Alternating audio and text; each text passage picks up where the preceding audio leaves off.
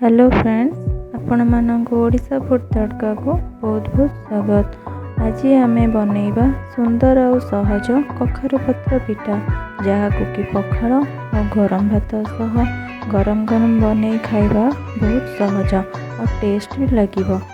आशा करुच्ची आज रेसिपी आपण मानक बहुत भल लगे। वीडियो को लाइक करंतु, शेयर करंतु और सब्सक्राइब करंतु। ताहले चलंतु देखिबा आज भिडियोटी।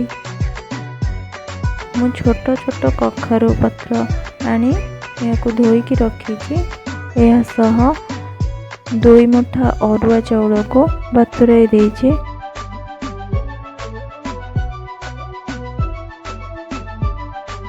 यह सह जीरा, लंका, अदा, टेस्ट अनुसार लूण, हाफ टेबल स्पून हलदी नबा, बतुरेकी ग्राइंड करिनेबा। यार कंसिस्टेंसी पतला रखिबा। देखंतु एहीपरि बटरटा रखिबा, तादरे किछि पानी देबा और बटर कंसिस्टेंसी एमिति ही पतला रहिबा।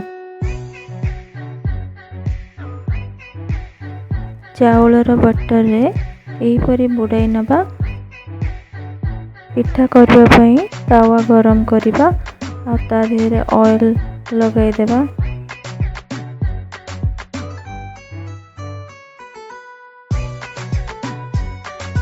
आ तावा रे गोटे गोटे करी एहीपरि पत्र को रखी नेबा। एहाको उल्टाई भल भाबे भाजी नेबा।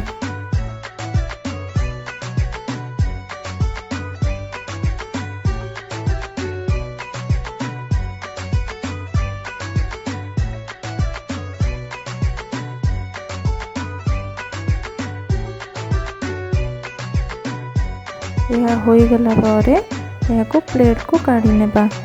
मते तो यह खाली खाइबा पई भल लगे। आपण माने एहीपरि बनांतु आ किपरि लागिला मते कमेंट बॉक्स रे जणांतु। वीडियोटी भल लागिले चैनल को सब्सक्राइब करंतु।